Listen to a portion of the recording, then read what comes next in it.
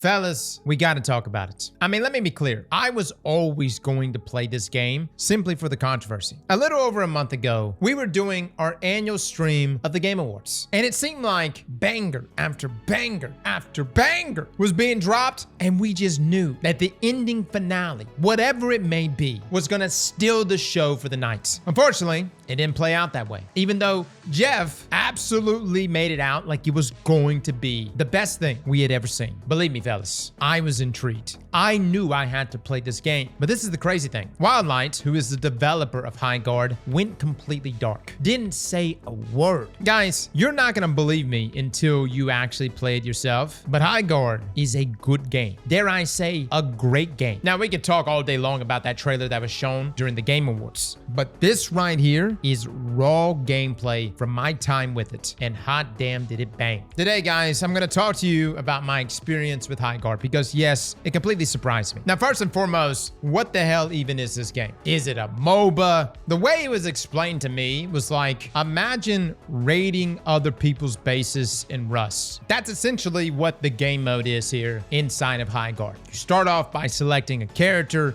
and yes, there is a lot of different selections, each with their own cast of abilities, ultimates, etc. Hell, you got a guy that can turn into a frost giant. You got a chick that can go invisible and has a knife ability that can one-hit KO damn near it. You've got an assortment of different weapons, each with different tiers of rarity. And essentially, you're racing to get the best gear possible, to mine materials around the map, to then go head-to-head against the other team with your best stuff. You fight for an artifact called the Shield Breaker. You take that Shield Breaker. You then pierce the shield of your enemy's base. That drops a battering ram. You bust down the front door. You arm some bombs. And if you're successful, you blow up their base. That's essentially the game mode. A simple game mode. However, everything in between is so damn entertaining. I have never had PvP matches that can go one way or the other so damn fast. Because you not only get points for blowing up a portion of your enemy's base, but you also get points for defending the assault. At the core of this game is objective play. It doesn't matter how much you ball out, how many times you kill the enemy. If you don't secure the objectives, you don't win. Now, I know some of you may be wondering, why are they sticking to 3v3 right here? Look, they've got a whole entire roadmap, and I'm not even sure if they plan on expanding past 3v3. Maybe they might do 4v4. And even with some of the conversations with the developers, it seems like everything is potentially on the table outside of their already extremely dense roadmap. So for my PvE players, yes, even that's on the table, which I can't help but wonder what that would be like if they could mix in PvE, perhaps even drop like PvE enemies that are defending a zone, that if you kill them and slay them and capture that zone, it gives you a ton of really good loot. Now, one of the biggest differentiators in this game is the loot itself.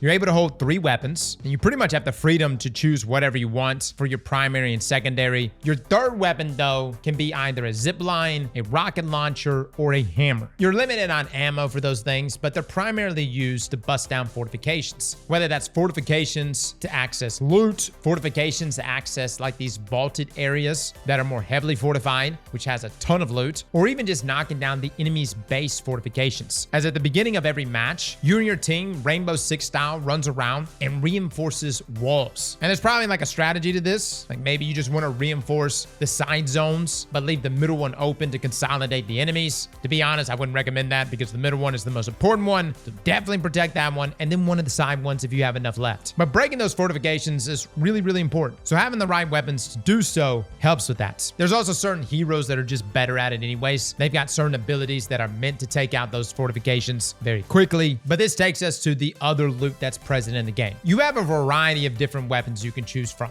SMGs, a sniper rifle, shotguns, ARs, and then like almost like blends of those things with certain weapon types. Now, I will say subjectively, I think the gunplay is really solid here. I really, really like the feedback when landing shots, when in duels. A lot of things seem to also be very projectile based, although very, very fast, where it's pretty much damn near hit scan up close. But at those lengthier ranges, you do see those drop-offs in your shots. Now, let's talk about the elephant elephant in the room, or in this case, the bear in the room. Yes, that's right, guys. You have a mount and you have options for these mounts, whether it's a horse, a bear, a hippogriff. Now, you can ride these mounts while in battle, but they're pretty much used to just get to places very quickly, or if you're trying not to take fall damage when dropping from very tall heights, because there is a lot of verticality in these maps. Now, that's not to say you can't use the mounts, but there is a small stun effect if someone like unloads on you while you're on a mount. It's like they like kill your mount and then you're like somewhat stun locked for just a moment, which can result in you getting melted. But what the mounts really do add is it really picks the pace up. There are saddle upgrades that you can get around the map as the match progresses that makes you go faster on the mount, or at least give you much lengthier boosts. And let me just say, man, they move. Now, I don't think there's a difference between the mounts in terms of speed. I believe it's all the same. I'm almost certain it's just a cosmetic thing. But yeah, you can ride a bear into battle while wielding a shotgun or a rocket launcher or whatever you want. I didn't know I needed that in my life, but it's pretty awesome. Outside of that, you have your neutral game ability, your ultimate, and you've probably noticed that you have a melee ability, which is this here axe. You essentially take this thing and you mine resources with it. Now, there's actually a learning curve to this. How you press this speeds up how fast you swing, but not only does it speed up how fast you swing, but if you time it perfectly every single time, you'll see like this shimmering effect around your axe. And what that essentially allows you is that for the next thing that you hit, it pretty much one taps. Now, I'm not sure if you can one tap another person with it. Yes, you can use the axe to attack other players, but you most definitely one tap any of these rocks. And hell, even some of the vaulted locations, it may not instantly break those vaulted areas that are reinforced, but it can at least knock one layer of the armor off, which is really nice. And let me just say, guys, I guess it's like the RuneScape player in me. I freaking love that there's like some level of like gathering in this game, and there's a skill curve to it, right? Almost reminds me of like Final Fantasy 14, which in my opinion has like the best skilling of all MMORPGs. This is definitely not on that level, but still really cool that Wildlight added this into a PvP game of all things. Now, the reason why you're mining resources is because you take that currency and you can go buy various upgrades, whether it's other shields, helmets, another saddle, or a variety of different weapons, with each tier being more and more expensive. But this takes us to the best drop that can happen toward mid, close to end of the game, and that's the drop packages. Luckily for me, no one else really cared about the drop package, and I think they thought that what they had was just way better than what's dropping from a drop package. Oh no, these weapons are like one of a kind. They're like these pink-red rarity, and I don't really know how many there are. I pretty much only got this one right here called Big Rig. And dude, it chalks, man. It does so much damage. If you're in a situation where you have another team that's outskilling you on a number of levels, this tier of weapon, whatever tier it is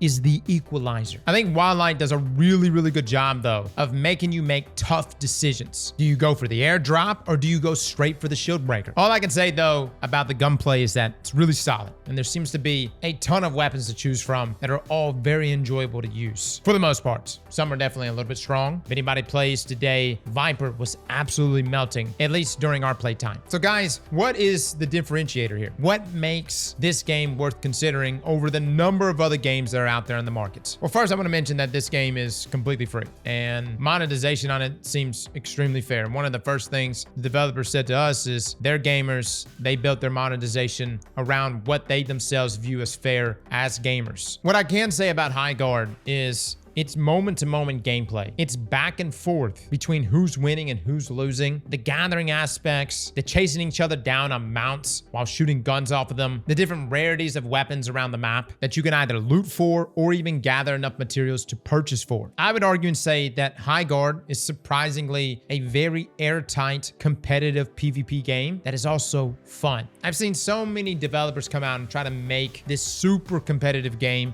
and then they just completely erode what makes gaming fun. When I spawn in a battering ram and it runs over the enemy and one-shots them, it's shit like that that's fun to me. What I will say though about Highguard is that it will live or die by its content rollouts, which I think is the most important thing here. One thing that they did disclose to us is the roadmap they have, and I think it's a sizable roadmap, or at least on paper, it's very sizable. They're launching Rank very quickly. They have lineups of content every single month for the next year, and they've got a vision here. And that's something I have to respect. In the world of extraction shooters, where it seems like everyone is trying to make another extraction shooter, and hell, at one time you could say the same thing about battle royales, I've got to respect the fact that Highguard here is trying to do something different. Now, whether that different is something everyone else enjoys, we'll just have to wait and see. all I can tell you guys is that I had a really good time playing this. We'll be streaming it this week, and we'll probably be picking up folks right there from Twitch chats. So come join us live, guys. And big thanks to Highguard for sponsoring today's video. You can download the game for free on Steam, PlayStation, and Xbox today. Fellas and ladies, thank you all for coming and watching. And as always, slap that like button like your mama told you right.